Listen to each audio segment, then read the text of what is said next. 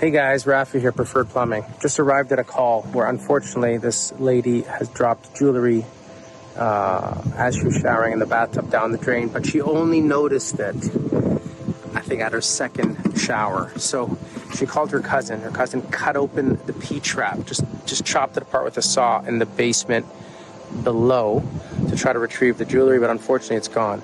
So she called us in to rebuild the drain and repair it because they can't use that bathtub now because the drain is completely cut open. So I'll show.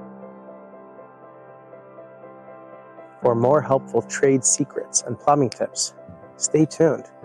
Subscribe to our channel. You don't want to miss it.